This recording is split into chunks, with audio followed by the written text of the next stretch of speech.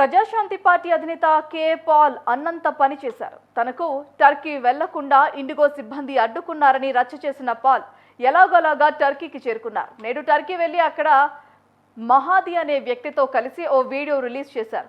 మహాది chairman అని తన పోస్ట్లో పేర్కొన్నారు. పాకిస్తాన్కు టర్కీ మిసైల్స్ అమ్మింది నిజమేనని పాల్ అన్నారు. కానీ అమెరికా పాకిస్తాన్కు మిసైల్ అమ్మలేదా అని ప్రశ్నించారు. సౌదీ అరేబియాకు ట్రంప్ మిసైల్ అమ్మడానికే వెళ్లాడని చెప్పారు. ఇక ఈ యుద్ధంలో ఎంతో మంది మన దేశ పౌరులు ప్రాణాలు కోల్పోయారన్నారు. అదే న్యూక్లియర్ వార్ అయితే లక్షల కోట్ల మంది చనిపోతారన్నారు. అందుకే రష్యా ఉక్రెయిన్ యుద్ధం సమయంలో అక్కడ తాను ఉంటానని చెప్పారు. మిసైల్స్ ఆపడానికే తాను టర్కీ వెళ్లినట్లుగా తెలిపారు. యుద్ధాలు ఆపాలని అన్నారు. యుద్ధం కోసం సామాగ్రిని అమ్మకూడదని అన్నారు.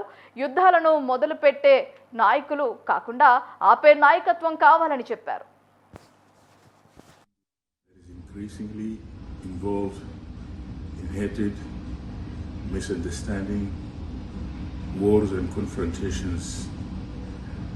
Certainly the world needs a global leader for peace. Fortunately, I have been traveling for so many years into so many countries where the war has destroyed so many countries.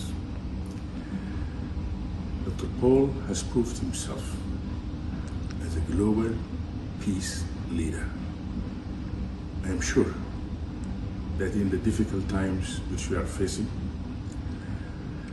Dr. Paul's visit to Turkey is one of the keys that will help us bring end to the war in this region. War between India and Pakistan, or the war between other countries in this particular region, which has been devastated by wars and confrontations. ఎందుకు టర్కీలో ఉన్నాను? Turkey మిసైల్సే మన ఇండియాని, China missiles ఇవ్వట్లేదా? Equipments అమ్మట్లేదా? ఈరోజు Trump అమ్మట్లేదా missiles అన్నిని? Saudi అరేబియాకి ఎందుకు వెళ్ళాడు ఆయన? ప్రపంచంలో richest country కనుక $1 ట్రిలియన్ ఎక్విప్మెంట్ అమ్మి ఎలండ్రా యుద్ధానికి అని.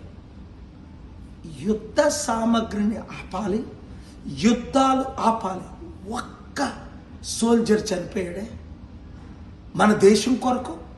ఇప్పుడు ఈ యుద్ధాల్లో ఎంతమంది ప్రాణాలు పోయాయి? ఇదే కానీ న్యూక్లియర్ వార్ అయితే ఒక్కొక్క దేశం ఎన్ని లక్షల మంది, ఈవెన్ కోట్ల మంది చనిపోదురు. అందుకే రష్యా యుక్రెయిన్ టైంలో నేను అక్కడ ఉంటా. ఎక్కడ యుద్ధం అయితే ఇక్కడికి వచ్చాను. మిసైల్స్ ఆపరేలేదా?